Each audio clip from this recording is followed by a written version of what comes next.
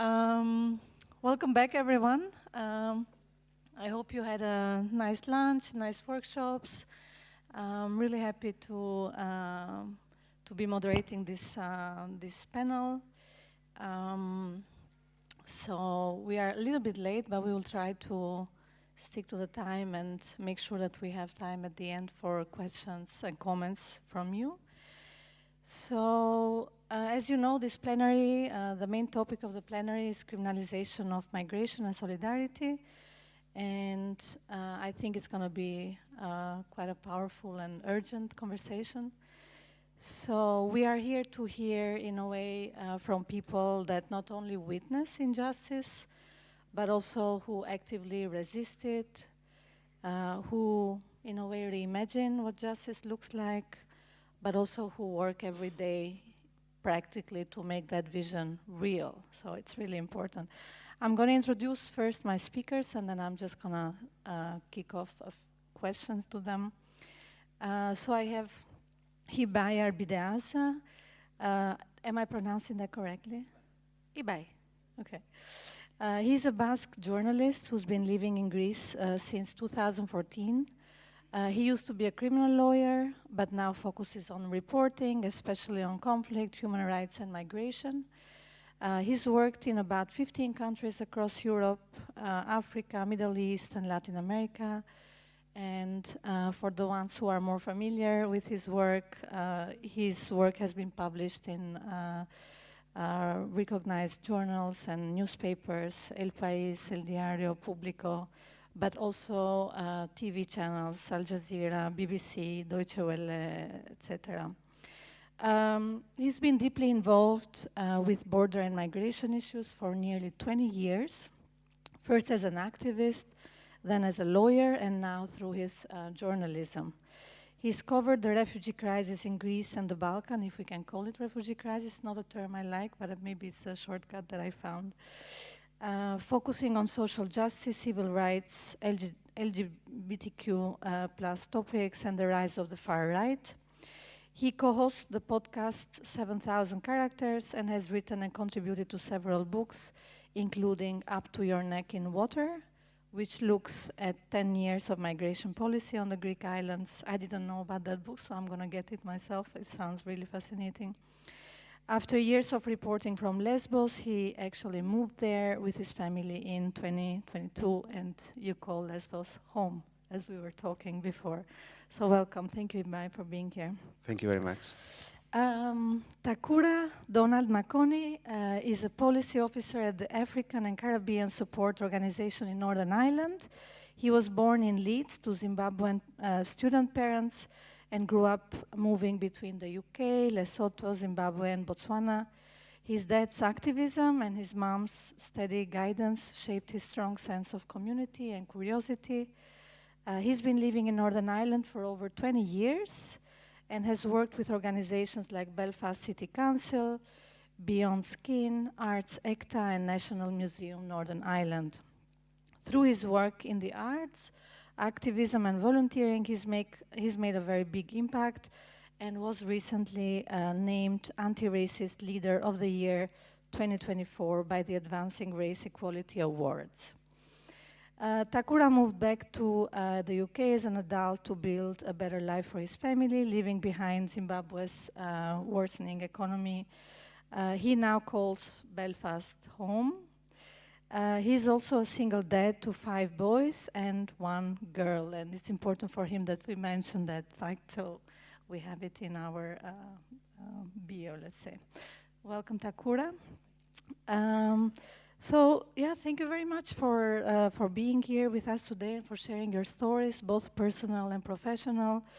Let's say behind every headline, every border, every institutional barrier, there are people, as I said, people who have chosen and choose every day to stand in the face of these systems and say, this is not acceptable, this is not how things should be.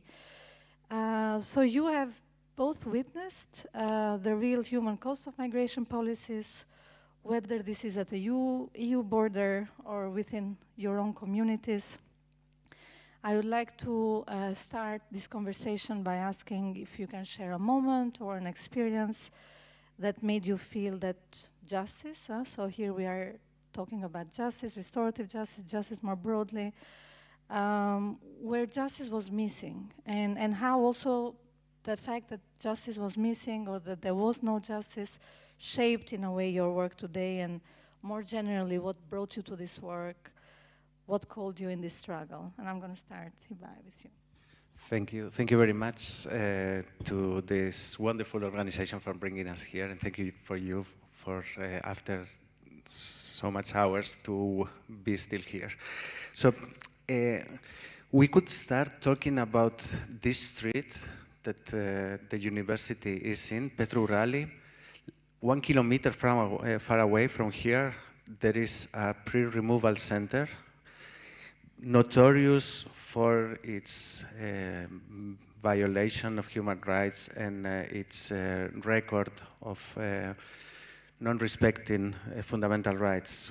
This pre-removal center and other detention center for migrants remind us that the border is not only in those geographical lines that marks the end of a country and the starting of another, but the borders nowadays are biopolitical devices which establish who is a citizen, who's not, who has right, who's not. So the borders are everywhere.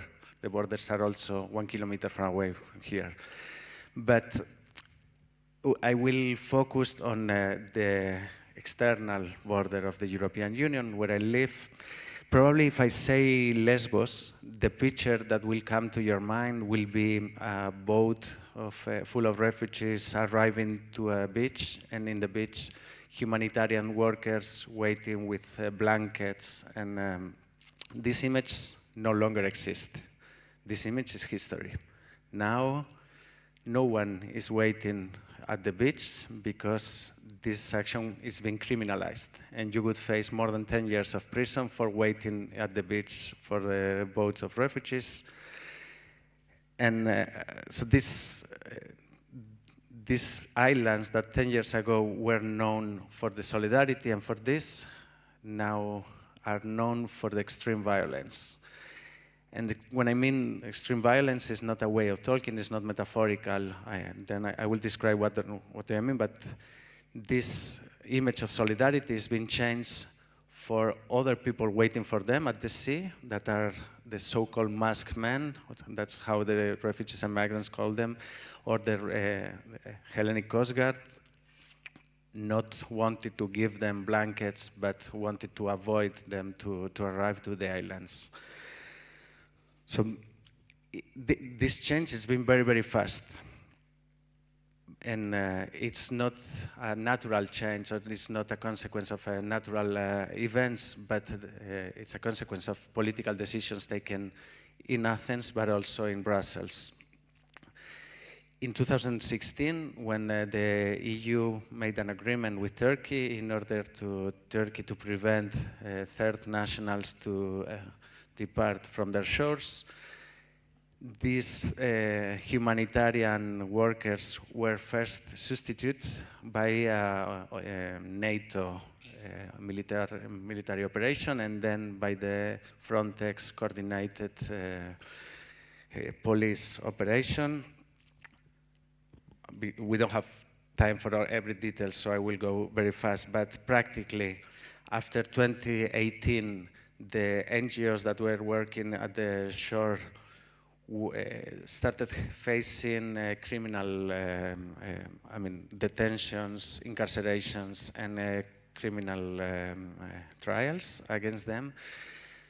More than 30 people, it's been processed in Greece for having participated in search and rescue operation or search and rescue organizations in Greece. So slowly, the different NGOs working on this field decided first to withdraw or to be less and less present until they were completely banned. At the same time, the camps in the islands became infamous worldwide, as Moria, that has been mentioned before, but every island had its own camp. And after some decisions by the Greek government, these camps ended up having, I mean, the Moria camp was conceived for 3,500 people, and in late 2019, early 2020, there were more than 21,000 people there. So local population experienced somehow a tiredness of facing several problems that were not, you cannot judge as racist response, having overcrowded hospitals or overcrowded public transportation, of course, but what it was a racist maneuver was weaponize this tiredness in order to blame the victims of the situation instead of the ones that decided to have the camps overcrowded and with terrible conditions of living. So this tiredness and this weaponizing of this tiredness provoked racist uprising in February 2020, where refugees, NGO workers, journalists, and other international actors were attacked. And after this, the Greek government took a decision of approaching the phenomenon with a different approach. So trying to prevent the arrivals before anything else, or prioritizing prevention of arrivals, which led to the pushback policy. When we talk about pushbacks in the islands, we don't talk about, like, for example, in the southern border of Europe, in Ceuta and Melilla, when we talk about pushbacks, we talk about opening a wall and pushing people to the other side of the wall. But when we are talking about pushbacks at the sea, it means that the pushbacks are not happening in the land, so people are left adrift at the sea. More than 110,000 people is being rescued adrift in the Aegean Sea in the last 4 years. More than 30% of these people were children, which means that more than 33,000 children are being abandoned at open sea by the Greek authorities.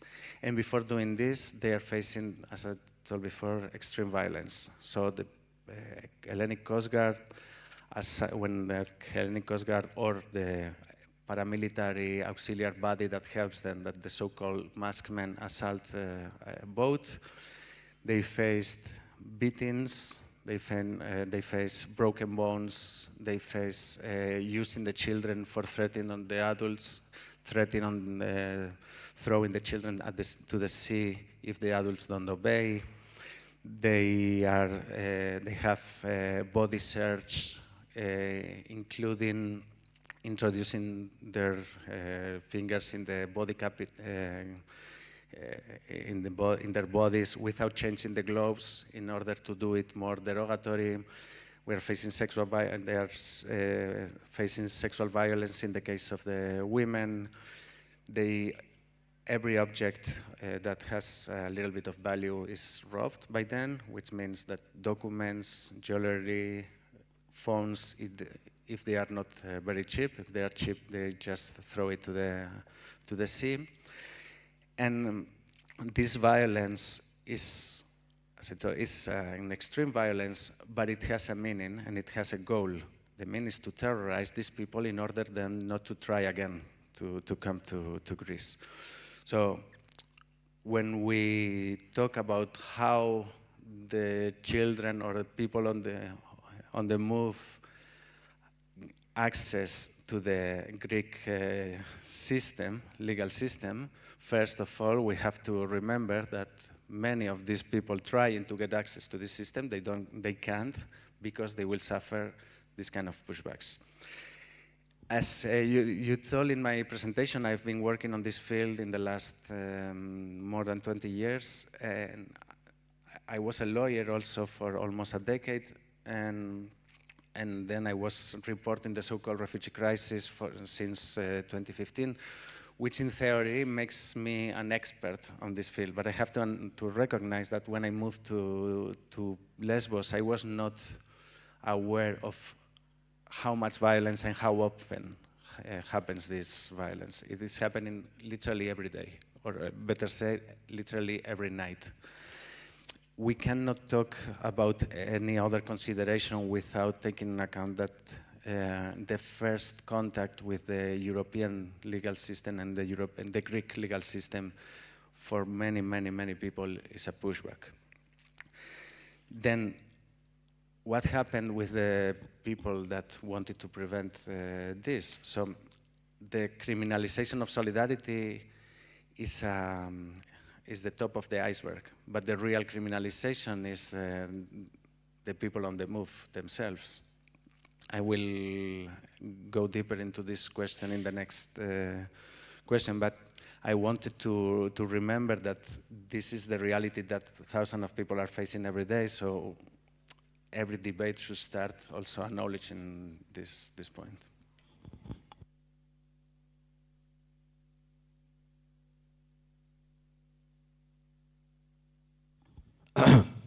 Thank you, Chair. So the question was, can I share a moment or experience that made me feel that justice, real justice, was missing? So I don't have a single moment or experience that motivated me to join the struggle. The sum total of my experiences and those near and dear to me would have been factors. I've been a migrant all my life. I've seen the injustice of many sorts and kinds meted out on people who look the same or people who look different.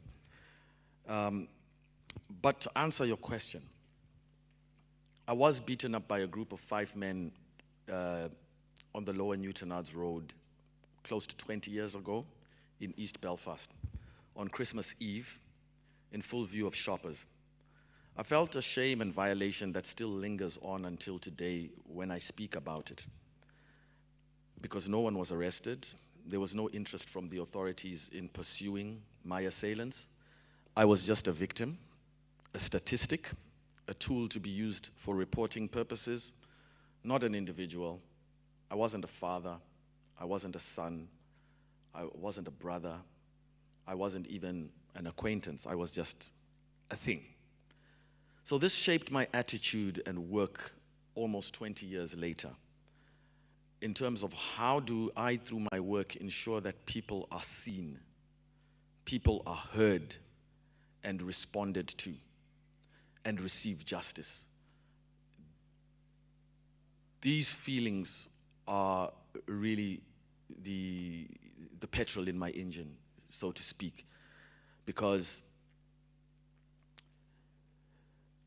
these factors that inspired me also come with a deep sadness in a realization that this work, the kind of work that we are all doing here in fighting injustice, it began long before I was born. And the sad thing is that it will continue long after I am dead. So this is what seizes me, you know, my concern for my children, my grandchildren, the children of those I love, the children of those I don't even know, I don't even care about, I don't even have cognizance of certain people, but they exist. And what prospects do they have in a world where justice is subjective, where justice is only for the privileged or those in certain positions? So this is what motivated me and continues to motivate me, is the voices of those who cannot speak for themselves for various reasons. Many of those reasons are fear of the unknown, fear of standing out because you have spoken out and then you will be victimized. So I've already been victimized.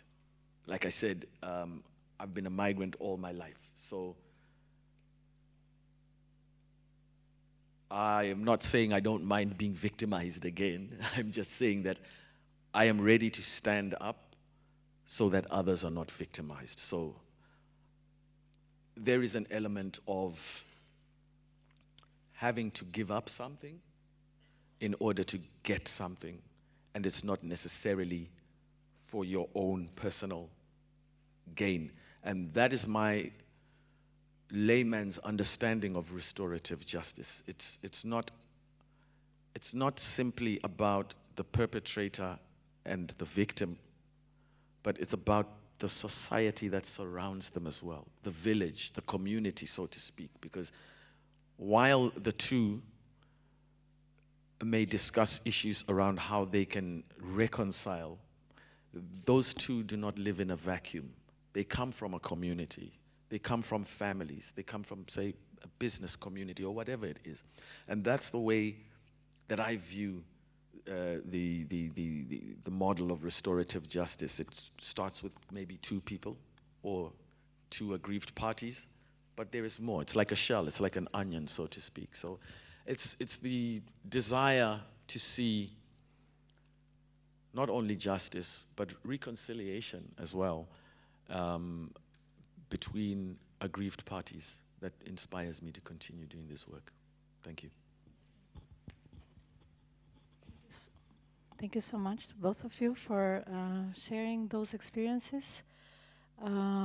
It's really important to hear, I think, all the time. I'm convinced about this from people who are very close to the problem, because even in the language, in the way that you express, in the way that you see, in the way that you talk, in the way that you listen, it's different from people who are really removed and talk in abstract, as you said.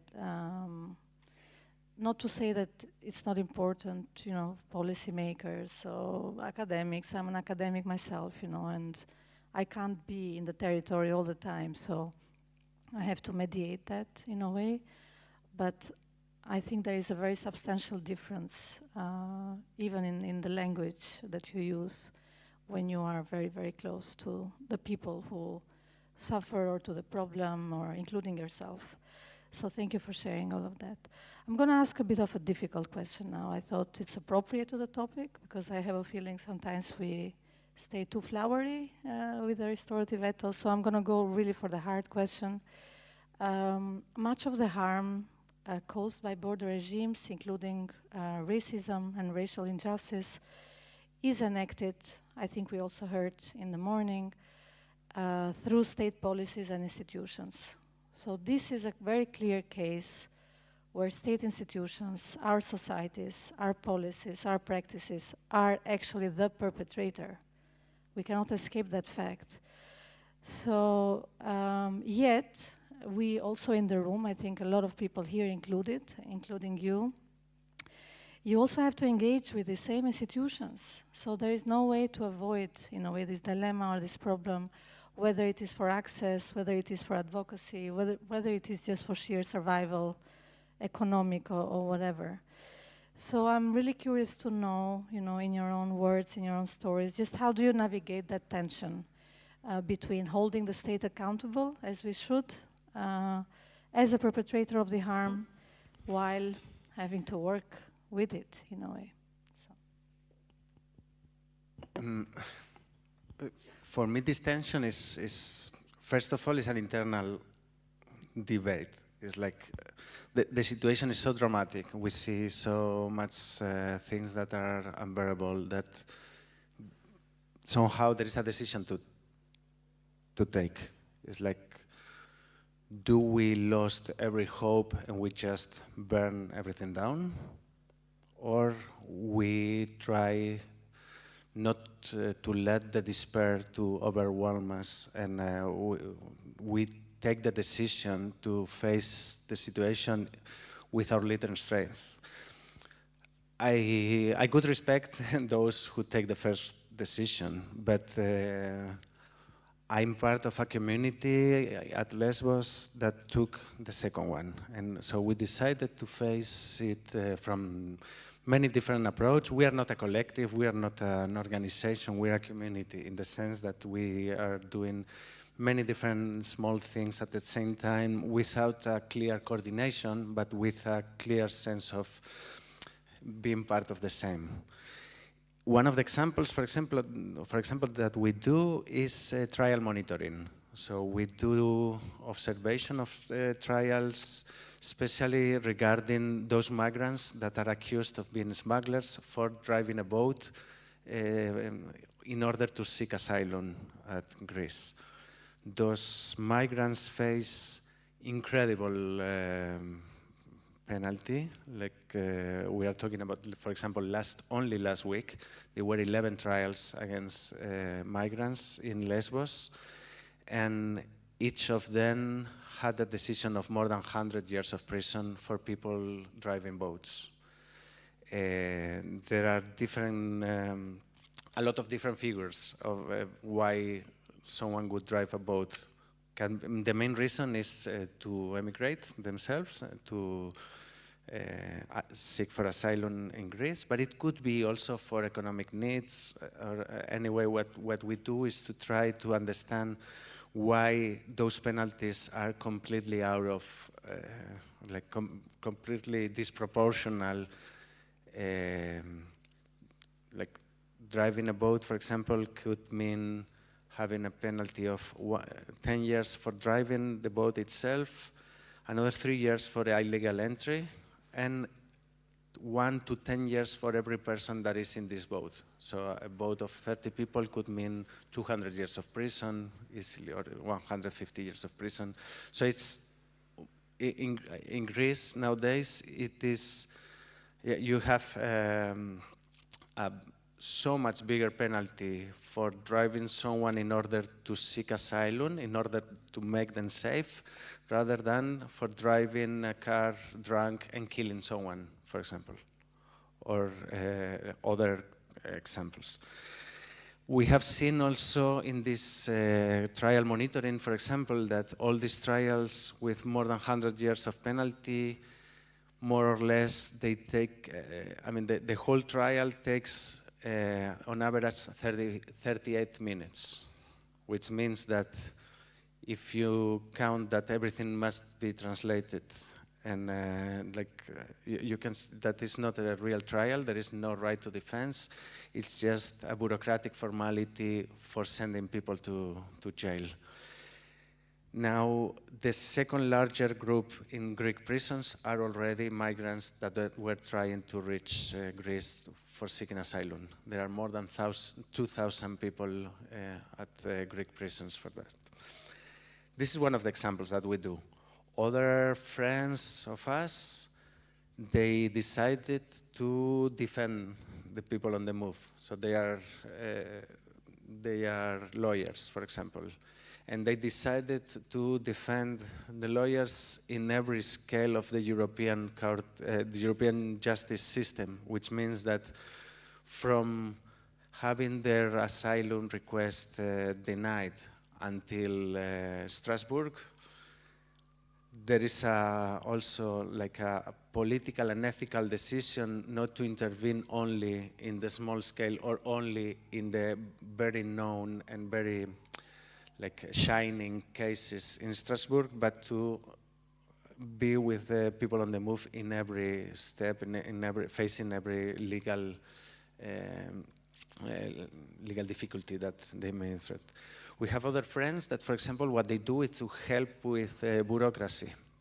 That it may seem something simple, but for anyone living in this country more than 3 weeks, will understand how difficult is Greek bureaucracy, especially when you don't understand the language, you don't have other means. So there are other people that decided to create a shelter for LGBTQ people that are not safe in the refugee camp, or that don't feel safe in the refugee camp. We have other friends that what decided is to give food in order to provide better food, because that one that is accessible at the camp is, I prefer not to describe it, but it's disgusting. There are different ways of approaching this, and to be honest, none of this action changed the European border regimes, or even defines a new framework to work. But the other option was living there, pretending that none of these things are important, or none of these things are something we should care about. And I think that there is also a very important idea that migration policies and militarization of borders and exclusion policies, they don't affect only to the people on the move. They shape the kind of society we are living in. So it's everybody's responsibility to face and to confront border regime, because ethically it's not acceptable what people on the move are facing. But strategically, also for our own good, we should be aware that many exclusion policies are first tested on the people on the move and then are applied to the general population. So we should all be careful about this violation, or systematic violation of fundamental rights. Thank you. So how do we navigate this tension? Allyship and leveraging. So speaking truth to power requires resolve, consistency, determination, and a fair bit of fearlessness and resistance to being co-opted into the system and thus being silenced by, for example, things like awards, accolades, social mobility, sort of re-emphasizing the them and us syndrome. So some of the allies that we would work with, or some of the institutions that we would try to find allyships within, in the Northern Ireland context would be the Police Service of Northern Ireland, the Home Office, and the Executive Office, which is like our devolved government in Northern Ireland. These are the players who are a lot of the times perpetrators of the harm being done to migrants. But at the same time, they are on the front line. So we have to find a way to communicate to them, and that is done through creating connections. So organizations, for instance, like the police, they have a community relations department. We would work very closely with the community relations department in terms of, for instance, in Northern Ireland, they've recently created a racial equality draft within the police service, which is something which did not exist before, because the police service in Northern Ireland has been quite monolithic in terms of the representation. It doesn't represent the society that exists within Northern Ireland. And so how do we tackle not only the attitudes of the police towards migrants within society, and then how about migrants who want to join the police services, for instance? So these are some of the conversations that you can have when you sit down with people who are within those institutions, but they have a true and genuine desire to effect transformative change. Now, in my experience, what usually happens in Northern Ireland anyway is once you've identified that ally or allies within that department, and then the system realizes, they move that person. So I've met loads of progressive people in the police who have the right ideas in terms of community relations. When we start making progress with those people, they are moved from that department to another department, and they have to, and then we have to start building the relationships again. So these are like really some of the challenges that I would speak to specifically within Northern Ireland. So how do you then, faced with that, maintain relationships and allyships that you can leverage? It's very difficult, but it has to be done. Many times we sit across the room from people we know loathe us, but they have to sit in the room with us. I recently had a meeting with the first minister and her junior minister, and I had to say things that they didn't want to hear, but these are things that they know. So if we don't speak about the things that we know, the things that we know are unpalatable, but they are happening, how do we stop these things from being unpalatable? So this is the resolve that I speak of, because many a time institutions like this will call individuals or groups to speak when they know that those individuals or groups do not have the fortitude to speak about the real issues, and that plays into the hands of these institutions or these state players. So when you have individuals or organizations like our own, you then try to ally with other institutions or organizations, and then you face the fire together, so to speak.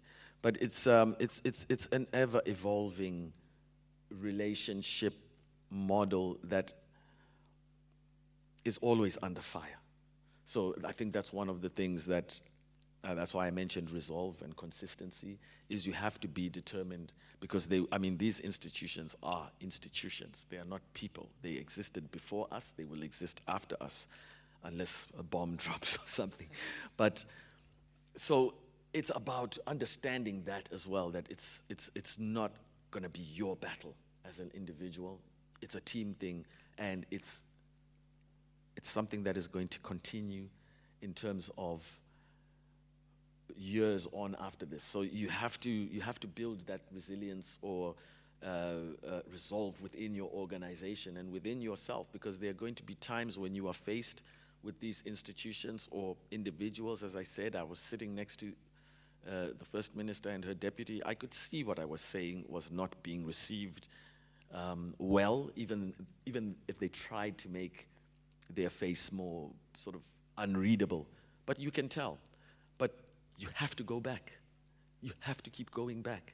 And you have to keep addressing the issues. And you also have to accept that many a time you are going to lose. But you keep going on. And I think a lot of the times when people see, people at the grassroots level, when they see organizations like ours fighting for them, fighting a David and Goliath battle, basically, it empowers them to also speak up for our organizations or for the individuals that represent them. So it's a two-way, it's sort of like a three-way street almost, in that we're speaking to the institutions or the government or the state players, and then we're speaking to the community, and then all three of us at some point have to have that dialogue. There is no solution in terms of a quick fix solution, and the circumstances and the environment is different in each European country as well. So all these factors come to bear. But I think dialogue within this community, developing those allyships and finding how you can leverage. So for example, one form of leverage that we use in Northern Ireland to directly approach the executive office in terms of their lack of anti-racist policies, their lack of legislation to deal with hate crimes and so on, is we have an ally in the National Museums of Northern Ireland, which is a state institution, and it is an institution of education as well, and it's a community institution. But the fact that they are a state institution and they have taken an ethical approach to decolonize not only their collections, but also their way of thinking in terms of the staff that they have, their staff hires, how they engage in dialogues with different communities, with objects in their museums. That has a restorative appeal to it, because you're talking about not only addressing the fact that we took these things, you're talking about the possibility of returning them. You're talking about the possibility of, oh, if we can keep these things, can we have your permission now? There is a restorative element to that. And the government of the United Kingdom has refused in any way to engage in any of these conversations. The United Nations Decade for People of African Descent just ended, I think it ends this year, 2015 to 2025, correct? It was a 10-year period where this was the opportune time for the government of Britain, I'm speaking particularly about Britain in this case, for them to address many of the grievances or issues that have not been discussed, which the museums has taken on. Many museums in the UK, not only in Northern Ireland, but in England as well, and Wales and Scotland. So we use that leverage to say, well, if this is a state institution saying we need to decolonize, saying we need to address the injustices of decades ago, we take them into the conversation with us when we go. We say, well, this is your institution. Are you disagreeing with your institution? And if you are, then, you know, and they don't like it when you expose that that lack of clarity, whether it's in policy or policy implementation. So that's one of the tools that is working for us at the moment until they change the CEO of the museums or something, which, like I said, they do a lot. They change the people that we deal with, but it's something you have to deal with, and you can progress. Thank you so much. It's very humbling to hear, in a way, these answers, because it really shows the resolve. Like, in a way, you cannot take decisions of collaborating with the state or not by non-engagement. So in a way, the fact that you engage, you decide to flex the muscles of solidarity, you know, by even lowering the threshold of what is possible in the community. You said, you know, very modest actions, seemingly very modest, but very important to the people. And in a way that is really the resistance, because this is what the state is trying to, the state or the harmful policies, let's say, whether they are doing them intentionally or not, they are trying exactly to send this sort of chilling effect, to cut those solidarity and affiliations between people and what people can do for each other. And so resisting and sticking to that line, it's absolutely admirable. But also I love the reflections on you have to always be a little bit on the guard and kind of reorganize. So if the state kind of tries to co-opt you, you know, be smart about it and be always alert as to what they are doing to you, right? So it's not a naive kind of collaboration. Is very intentional, very conscious, and very with a very long-term resolve and determination. So thank you for that. I have one more question to ask, and then I'll open the floor to the audience. Maybe one question on restorative justice. I know you are not, you know, you are in this movement, yes? Okay, yeah. So I'm not gonna push you towards an expert, or we're not gonna have a recipe, we're not gonna have the right formula, but I want to just sort of provoke your thinking about this. Often restorative justice focuses on healing relationships after interpersonal harm. It doesn't have to, but mostly this is what it does. So the injustices you address, some of them are interpersonal, and I did hear some stories about them, the story of the racist uprising within the community, and some of the stories that you mentioned, Takura. But some of the injustices you addressed are, you know, border violence, racism, state policies, as we mentioned already. So this is deeply systemic, you know, and I do ask myself this question, despite all the admirations for all sorts of actions that you mentioned, and then we can imagine, I do ask myself the question, what would actually a restorative approach to this sort of more structural forms of harm look like? What kind of accountability, what kind of repair, what kind of transformation would it demand? And to put it also very simple, let's say if you could invite policymaker or people in power to a restorative process, what would you want them to hear from those most affected by the border or by the racial violence? It is a really difficult question, and I have to admit that I don't have a very clever answer. Not to the others, but anyway. The first condition, I think, to think about this would start acknowledging the truth, in the sense that before even recognizing that there is the existence of this violence, is difficult to think how to address this violence. And when I mean the truth, I mean, I don't mean it in a philosophical way. I mean a very specific way of truth. For example, 3rd of April, some weeks ago, 5 children and 3 women died in a shipwreck in the northern part of Lesbos, and this shipwreck was not an accident. The shipwreck was caused by the Coast Guard when they were trying to carry on a pushback. In June 2024, another 8 people died when they were being towed by the Coast Guards close to Inuses, that is a small island close to Chios. In June 2023, more than 550 people died in a shipwreck that was actively provoked by the Coast Guards. So without acknowledging that this is happening, without even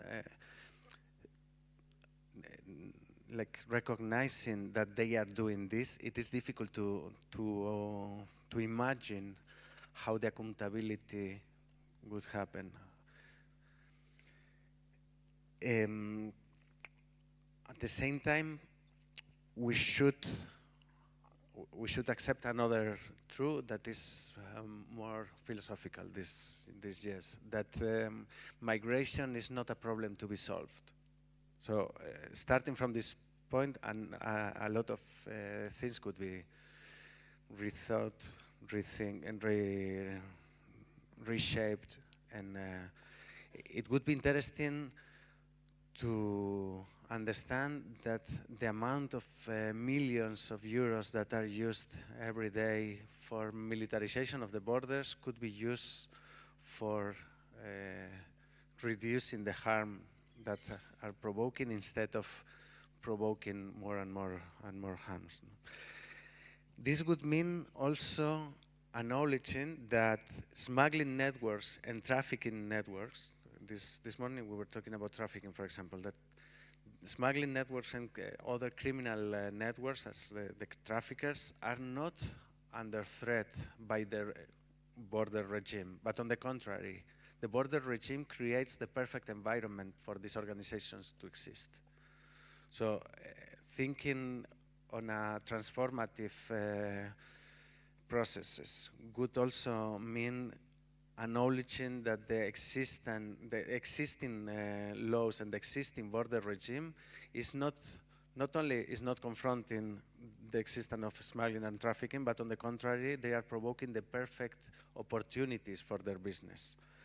Without legal and safe ways to emigrate to Europe, they will always exist smuggling and trafficking networks providing illegally that service, the possibility of migrating to Europe for seeking asylum, for seeking for a better life, or for other reasons. So in that sense, it is difficult to think on safe spaces for children on the move, for example, under the European border regime. We can create temporary havens, temporary like we can, of course, improve the living conditions of certain individuals, but we could never think on a real safe for the children on the move when the existing border regime is provoking the the harm of the main harm of these children and also of these adults. So I know I'm not answering the question, but to be honest, I don't have a better answer.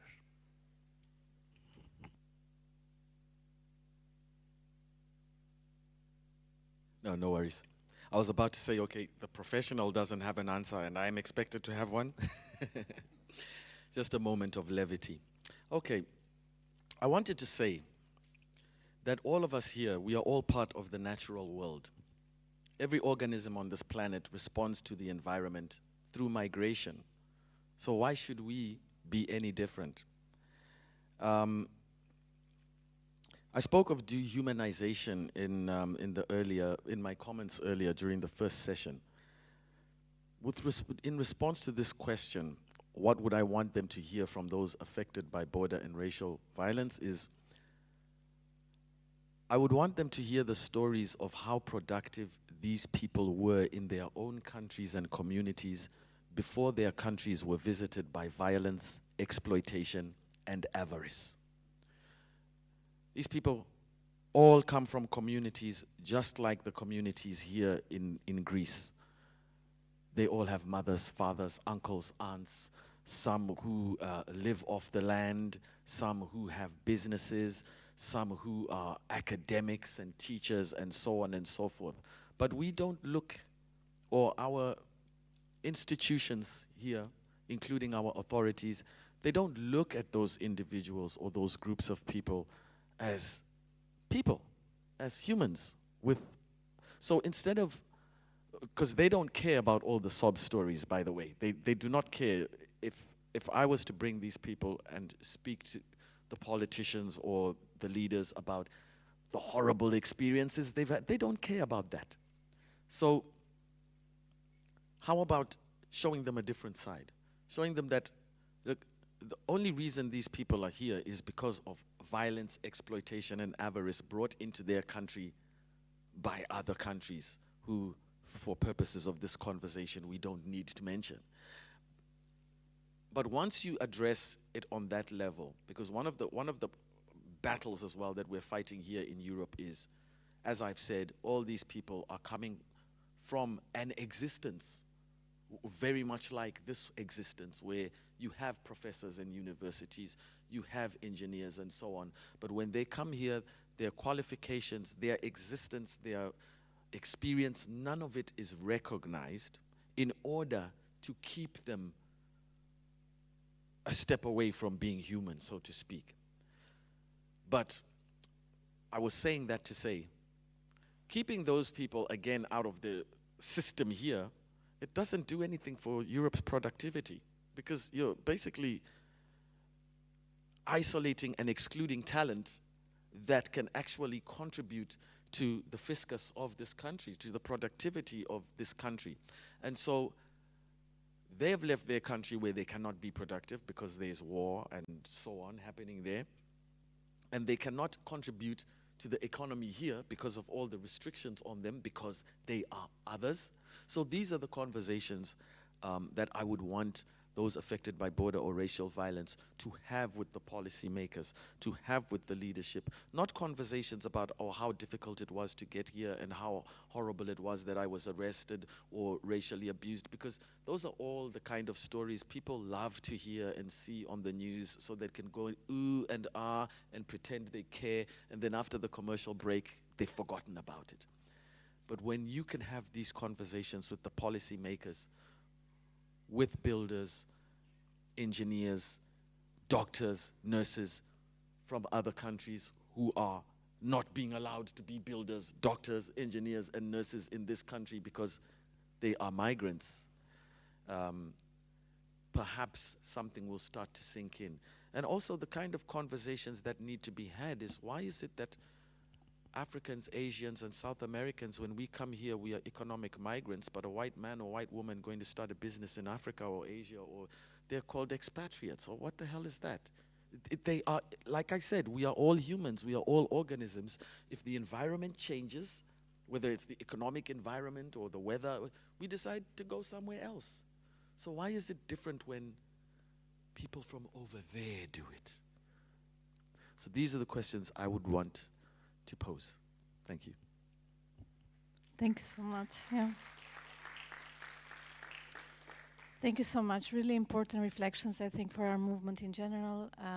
The attention to the systemic, because I think we do have a lot of skills of enabling conversations, often difficult conversations, but I have a feeling sometimes we perhaps stop at sometimes the rather the easy conversations. So we do need these reflections of pushing our boundaries and reminding us that we can also talk to politicians and to policymakers about exactly those difficult,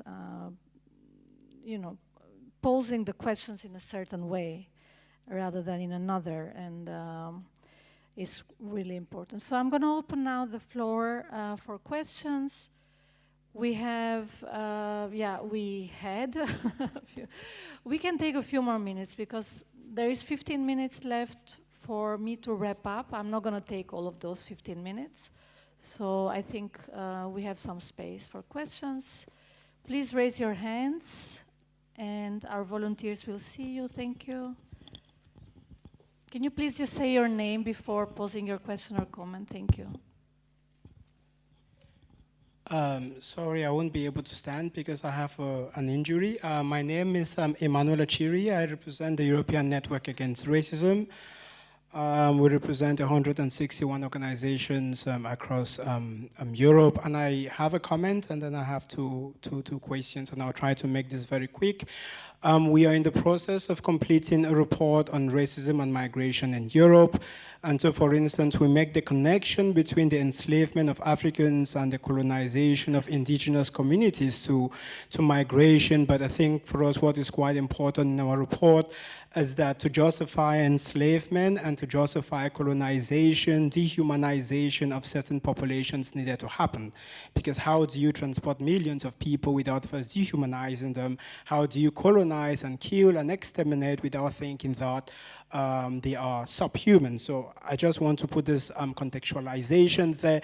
And in our report, of course, we argue as well that the violence that we see in migration policies, of course, in Europe, but you could also say in the US, in Australia, and so on and so forth, is a byproduct of this, one, the securitization, the dehumanization, and equally the racialization of certain groups or certain types of bodies. We use bodies specifically, not just people. And this brings me to my first question with this context in mind, because one of the case studies is actually Greece, and of course we had a couple of interviews on Lesbos. And I wanted to maybe hear from you, Hibai, because you also spoke about before any attempt at restorative justice, we need to acknowledge certain realities. You referred to it as truths. And so I would just like to pick your brain on this. So for instance, when we are talking about criminalization of migration, migrants, and also criminalization of solidarity, I would like you to speak to the racial component of this, because, and I'll give you a couple of examples. For instance, we've seen with displacements from Ukraine, there was an open door policy, including from Greece, for instance. I think currently there's about 25,000 Ukrainians registered, at least within the Greek national services, as migrants and refugees, at the same time where Greece is criminalizing migration from other parts of the world.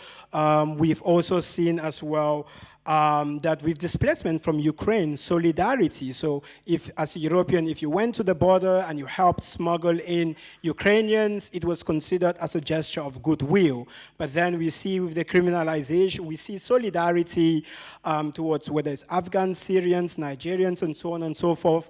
We see this criminalization. And so I would really want to maybe hear from your viewpoint, how racialization is an important component in criminalizing migration, migrants, and solidarity.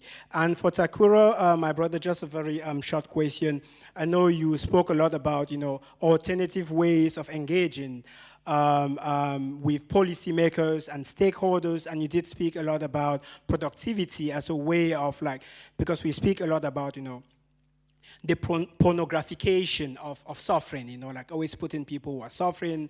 And you did speak about, you know, showing the other side, you know, migrants as being productive and so on and so forth. But then the question which I have for you is, can we really look at migration separate from exploitation or from racial capitalism? And if we have to present an alternative discourse, which is one of productivity, then what happens to those migrants who do not meet a certain categorization? It could be from Greece, it could be from any member state, for being productive. What about migrants who are disabled, or who suffer from different kinds of disabilities? What about migrants, for instance, who are refugees, who are asylum seekers, who are seeking first and foremost for safety rather than to contribute to, because, I mean, we also speak about how migration in and of itself is also becoming another form of labor exploitation. There are reports by the ILO, for instance, about comparing the labor exploitation of migrants to conditions which are slave-like. So how do we talk about productivity without at the same time reproducing the very same discourses and policies that have led to the violence which are often meted on migrants, and especially migrants from certain backgrounds? But I don't want to be too specific because I would like to hear what you both have to say. Thank you.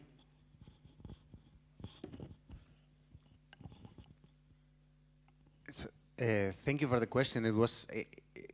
It points on something that is really important, fundamental: the racialization of the bodies at the border, starting from an obvious, very obvious idea that we have to keep in mind, that the border experience, it doesn't affect equally everybody.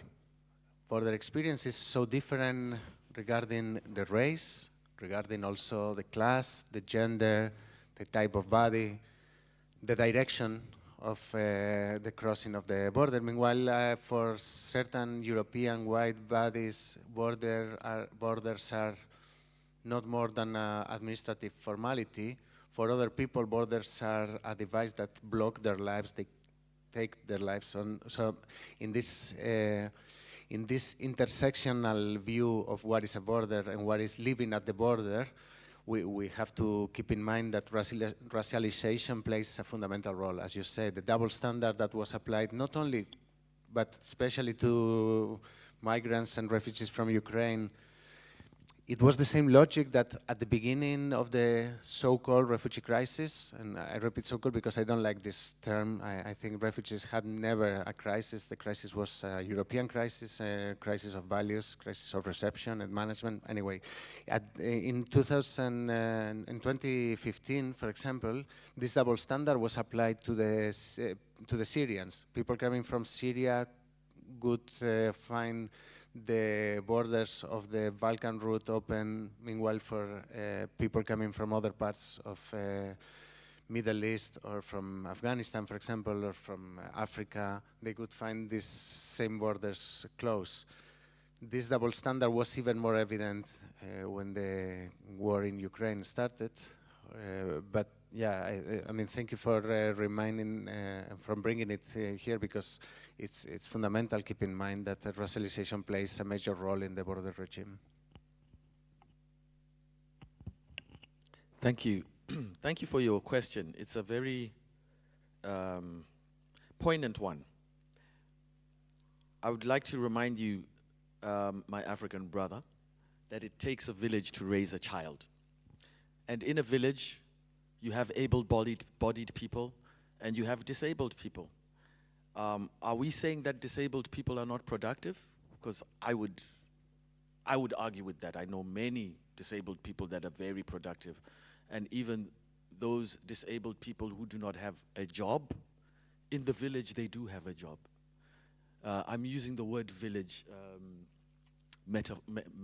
metaphorically here. But everybody has a role in society.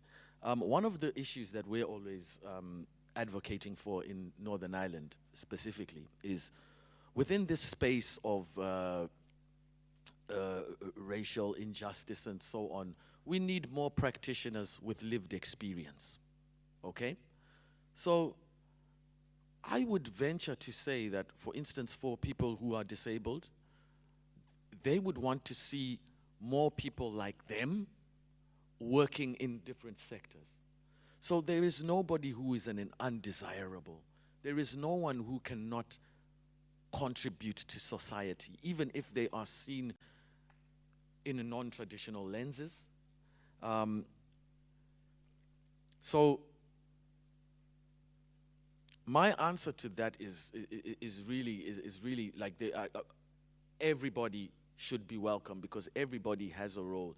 You know, people who are not able-bodied, they play a completely different role to the role that we able-bodied people do, and some of the work that they do we cannot do because we do not have the empathy, the patience, and the gifts that they have. So I took a bit of umbrage to that, but I understand why you asked it, because that is exactly the kind of the thing that the authorities would do to exclude people.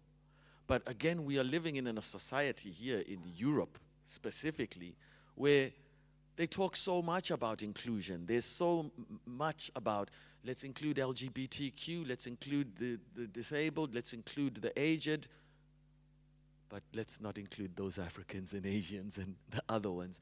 So it's a great question, but it has to be addressed in terms of equality. Everybody should be allowed to migrate wherever they want to go, whether they're able-bodied or they are not. It's a moot point as far as I'm concerned. Thank you. Okay, other hands, other questions? No? Are you sure? One more minute, Tali. Thank you. I was contemplating, because it's a sensitive issue for me personally, but I was very moved by your talk, Hibai. I come from a country that conducts horrible violations of fundamental human rights, and I could so much relate with your daily dilemma whether to, sink into despair or continue to do the work. So thank you. Two questions or ideas that I had in mind, or things that I think may be helpful sometimes. One is whether you're able, both of you actually, to find professionals, some level of professionals within these agencies who have their strategies and policies, but professionals who know they're doing the wrong thing, and that you can talk with them restoratively and find some soft spots with them to try to make things a little better, maybe even not to change the whole policy, but just, encounters, individual encounters. That's one point. And the other one is, as private citizens, protests, which is something that I come from Israel. We've been involved in protests for so long, and some days it seems like nothing helps. But in other days, I think that, staying out in the streets reminds people that there is still other option, and it might help those who are repressed, but also maybe move some people from one point of view to the other. Thank you. Thank you. So in my work as a reporter, I have a very ambivalent or contradictory relationship with some of those professionals working for the devil, let's say, because sometimes I need them. When I'm doing research, of course I need someone that could provide an inside view of certain things, or could, I don't know, maybe leak a document, or sometimes, don't tell no one, but sometimes I speak with people that is working in Frontex, very deep in the agency, and they could provide me, for example, documents that prove that Frontex knows exactly everything that I was talking about, and they have internal documents that prove that they are completely aware of all this happening, and they don't do nothing. So so, I mean, when I published a document regarding the knowledge of Frontex about the systematic violation of human rights, of course, I get it from somewhere or from someone. So I need somehow to have this someone that is not exactly my friend, is not exactly my partner, is not exactly but somehow there is this trust, or we trust each other, no? Other days, I have a more conflictual relationship with my colleagues that work for, or that colleagues that I appreciate, and I see that they are not working for the for the good, let's say. I know it's very childish to say the good and the thing. I'm making a little bit of fun of myself, but with those professionals that are not putting their skills for trying to make a better place, but to reinforce those structures that provoke this harm. I don't have. I mean, sometimes I have a moral judge inside me that blames them for being where they are. Sometimes I understand the personal circumstances of the others.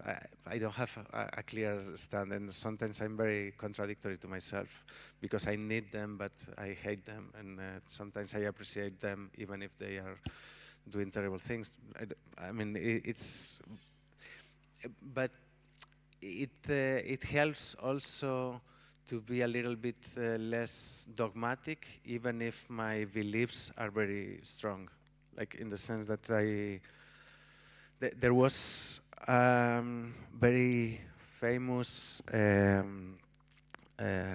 Spanish minister coming from an anarchist background that used to say, we have to tenemos que odiar el delito, pero compadecer al delincuente. We have to hate the crime, but we have to be compassive with the criminal. Sometimes I apply this not to criminals, but to professionals that I face in other parts. About the civil society, I mean, we are all part of it, so I cannot judge the civil society as if I was not part of it. And I have also a very deep contradiction sometimes with myself. Like, very often I feel that we are not doing, I mean, we are very far from enough.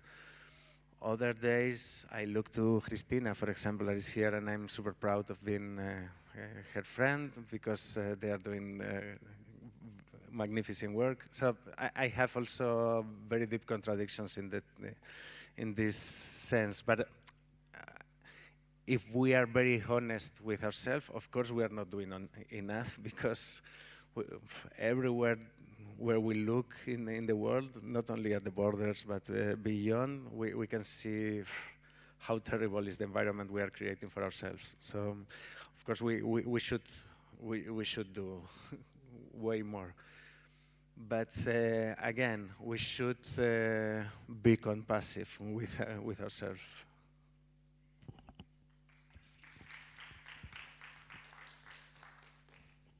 I know you didn't ask me a question, but I have a couple of comments about protests, because I have mixed feelings about protests. We have had quite a lot of anti-racist, anti-far-right protests in Northern Ireland over the last couple of years. And what concerns me about these protests is they, in my opinion, are performatory. Why I say that is because it's all well and good to organize a protest about anti-racism, about trying to get rid of the far right.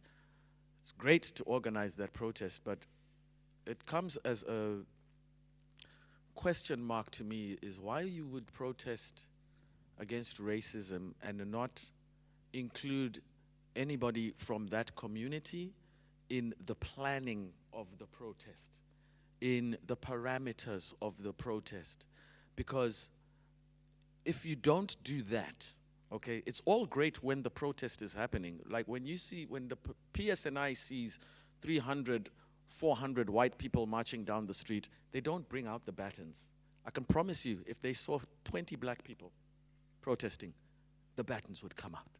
So why I say it's performatory, in the Northern Ireland context, I'm not speaking about protests in anywhere else in Europe, but in the Northern Ireland context, it's because they're happy to protest on a nice sunny day, but when the bricks are flying through my house, those same people who were at the protest yesterday are in their house hiding behind the curtains looking like this. That's why I say it's performatory, and I have very mixed feelings about protests, especially within the Northern Ireland context, especially around race.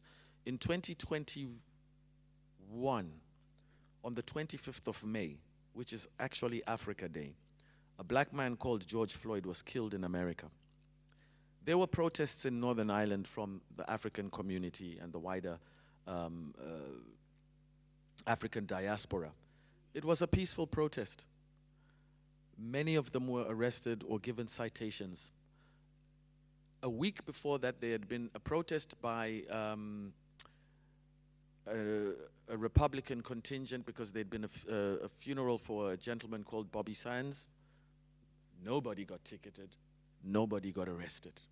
Okay?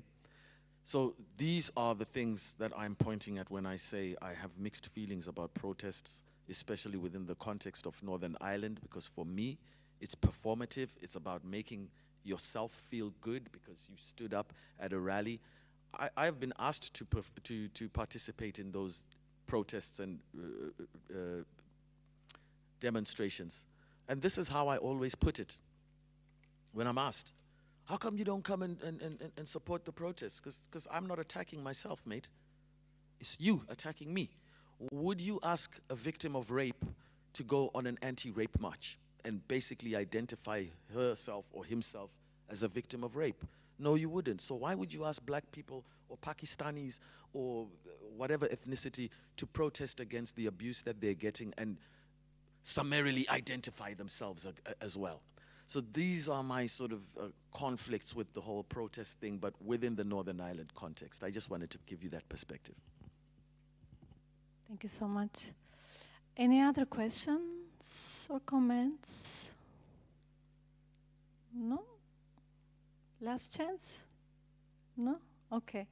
Thank you so much. I think this was really very inspiring, very humbling. There are so many ideas worth taking from everything that you've mentioned. I personally will take perhaps one or two things that really stood with me, and I think this idea of, given the first comment that was made by one of our members and our participants, the fact that it's not really solidarity in itself that is actually criminalized or problematized, but it's certain types of solidarities. And that has to do, I think, with the comment on racialization. The other comment in relation to that is that, especially because this seems to really piss off the state, that type of solidarity, I think this is more important to continue those type of solidarities and recognize that if they are bothering the state, probably they are doing something that the state doesn't really like, and we should continue. And relating also to that is, I really, as I said, I was inspired by this idea that, and I think your comment also highlights that point, there is a difference between performative activism, activism used in a very wide sense also for professionals. I think professionals are also activists in their own environments. So it's not just the one that protests on the street that is an activist, but there is a very big difference from the once in a lifetime activism versus the people that are really committed, that are there for the long game, actually for the endless game, almost. I think if we can agree on something is that none of this will ever end. It's sad. I think you mentioned in the beginning sadness. It is sad. For your children, for nobody, this will never end. But we always have to keep striving. and we always have to keep fighting, and there is no other way. So the commitment, the persistence, for me is also something that I will carry with me. Thank you very much. I think we can give a very big applause to our participants.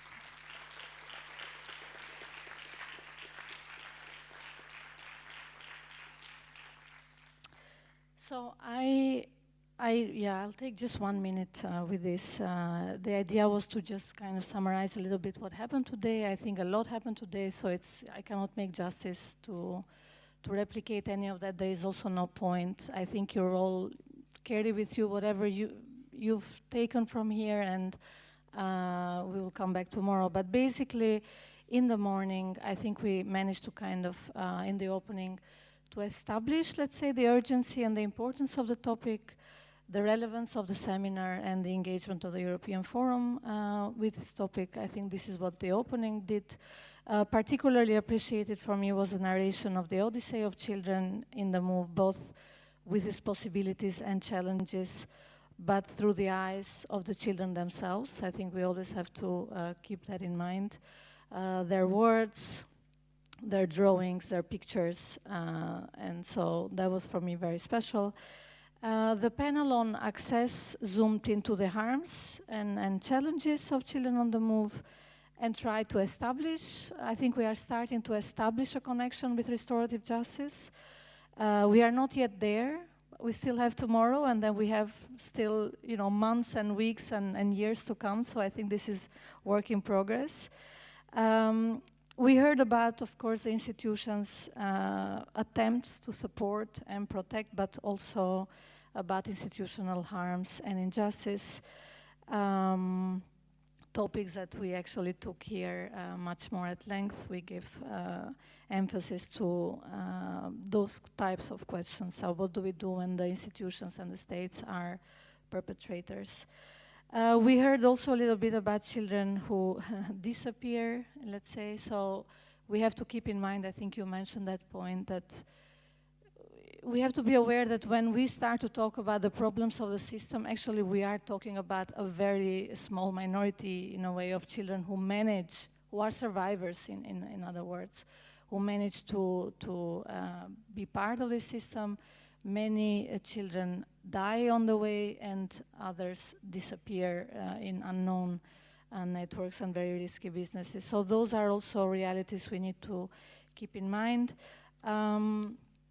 As I said, we cannot really think about restorative justice in details. I don't have any recipe, but there are certain ways, from what I heard today.